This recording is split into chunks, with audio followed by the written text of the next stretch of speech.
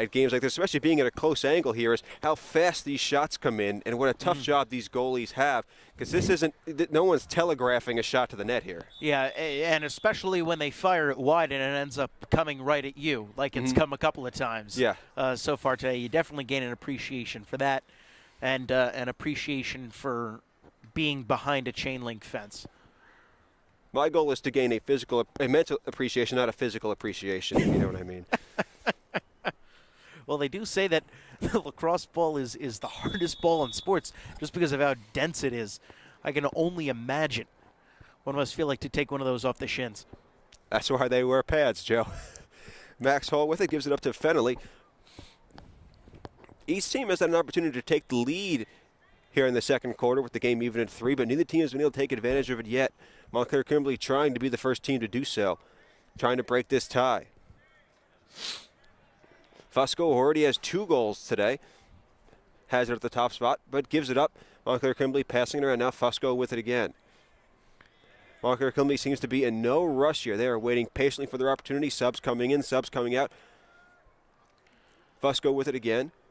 Thinking about a shot, thinking about it, but good defense by St. Peter's Prep, as everything seems to come back to Fusco at the top spot.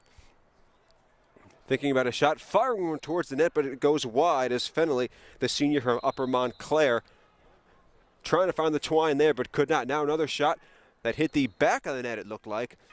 Montclair Kimberly will maintain possession as Joe Strain that time, trying to get it past Robert Carlino, but to no avail.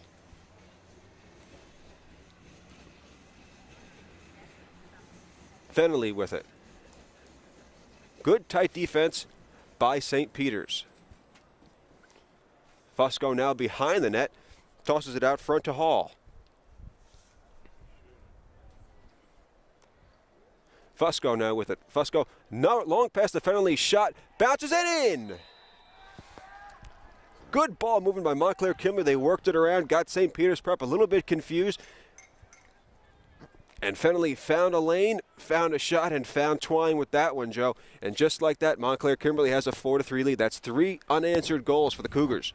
Yeah, and for Ryan Fennelly, his 13th on the season, leading point scorer for Montclair Kimberly, now 19 on the season. He is their standout player. On Saturday, he had 5 goals against Cranford and 2 assists as well. So a 7-point game on Saturday for Ryan Fennelly.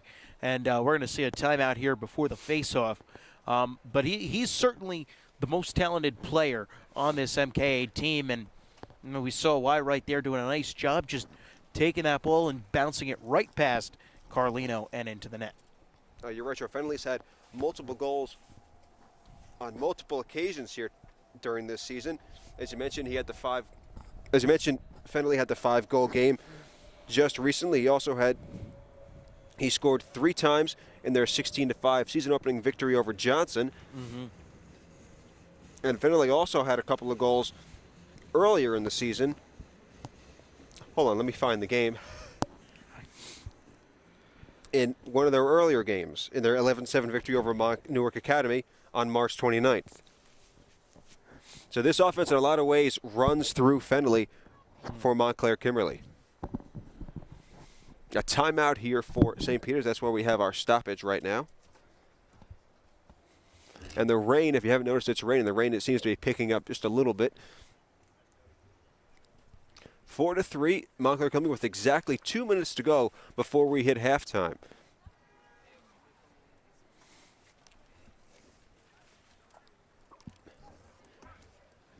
And the rain that's picking up is starting to affect us here. We are undercover in our spot in the field, but that doesn't keep the rain from finding its way in as it's doing right now. So we'll have a face-off at midfield coming out of this stoppage.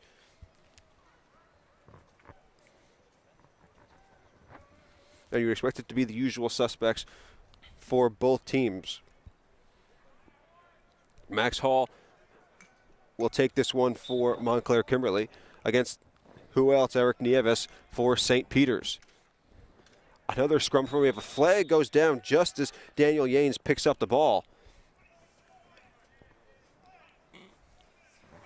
and a slashing call on St. Peter's. Sounded like the referee said 1 minute there on that foul. But for however long it is, Montclair Kimberly will be a man up.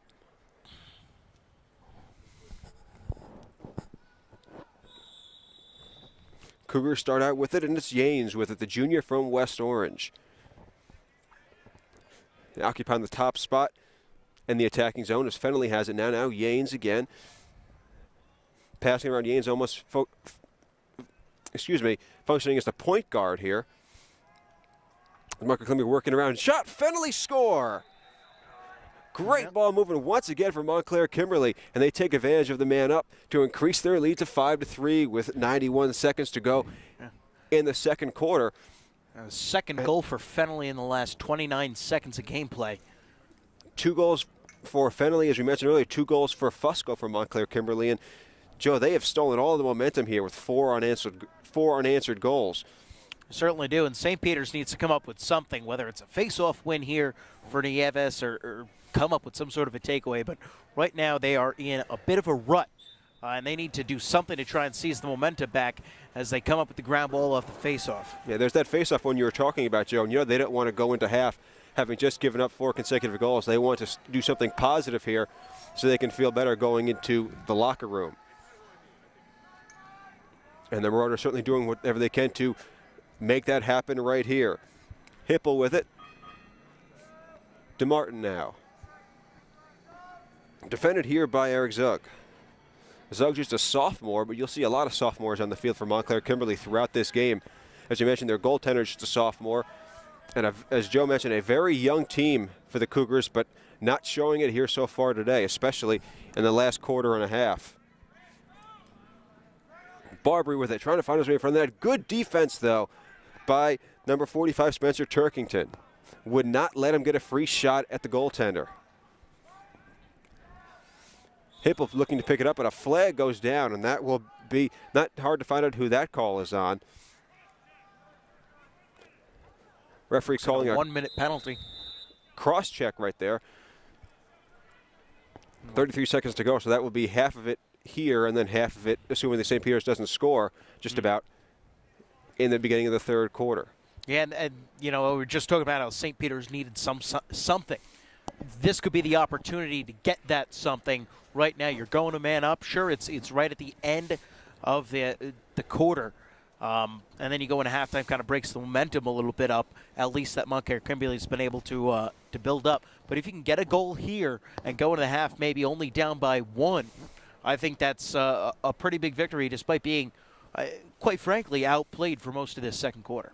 Absolutely. They'll either go into the locker room down by only 1, or they'll go into the locker room with an opportunity when they come out to make it a 1-goal game. They'll have a full minute opportunity here, split up between the half, with the half splitting the opportunity. And now St. Peter's with a timeout to try and set up their offense for this man-up opportunity. St. Peter's trailing Montclair Kimberly 5-3, as you mentioned, only 33 seconds to go in the half. St. Peter's jumped up early. They're up 3-1, an attack that included 2 goals by their main scorer, Christian Hennegren. But ever since then, it's been all Montclair Kimberly here. They have scored 4 unanswered goals, including 2 by Tommy Fusco and 2 by their main scorer, Ryan Fennelly. And they appear to be heading into the half with all the momentum until that penalty, that cross-check, put St. Peter's in the catbird seat, as they say. Hipple will start out with it. Referee blows his whistle, and that will start the clock as well as the opportunity. DeMartin trying to work his way in front of the goal, now passes it. A dropped ball, though, by Aiello. And then he looked like he was about to take a shot, but he just has to regain possession. Now they get it back to Aiello. Fires it. Great save, though, by Strain. And Rob Strain has been nothing if not spectacular during the second quarter for Montclair Kimberly. Now 10 seconds to go as St. Peter's trying to bring it up with that check. They lose it. Montclair Kimberly ends up with possession, and we get a whistle and a timeout for the Cougars with 7.7 seconds to go. And Joe, we've been talking about how this Montclair Kimberly offense has been functioning really well during the second quarter, but Rob Strain has played just as big of a part in their comeback in the second quarter as their offense has, because without him, this game might be tied anyway. He certainly has, and he's really put up the brick wall, so to speak. And quite frankly, I'm not even quite sure what that means, but he hasn't let anything in here in this second quarter. After giving up three goals there in that first quarter, he really looked like he was having some issues, but whatever that was, he seems to have figured it out here in the second quarter, and he's made a couple of very spectacular saves for this team to keep St. Peter's off the scoreboard while his offense has just gone to work.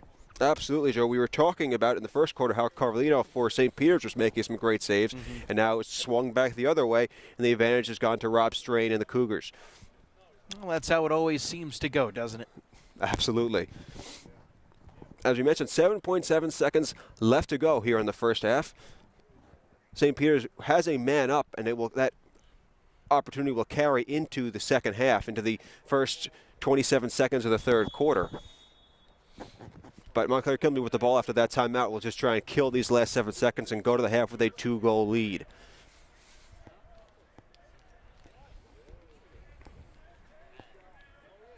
Fennelly will start out with it for the Cougars. And there goes the clock. Excuse me, that's not Fennelly with it, that's Max Hall with it at the top. Just running around, and there is the horn. So Montclair Kimberly with 4 unanswered goals. As we hit the half, the score now is Montclair Kimberly 5, St. Peter's Prep 3 here in Jersey City, New Jersey. You are watching us on NJ.org Varsity. Don't forget to follow us on Twitter at NJ.org Varsity and like us on Facebook, NJ.org Varsity. Our YouTube channel is NJ Newsfeed. So be sure to check us out on all 3 of those mediums for all of our upcoming broadcasts. Right now, we will head to the half here in Jersey City. We'll be right back here with you for more New Jersey State Boys Lacrosse on NJ.org Varsity.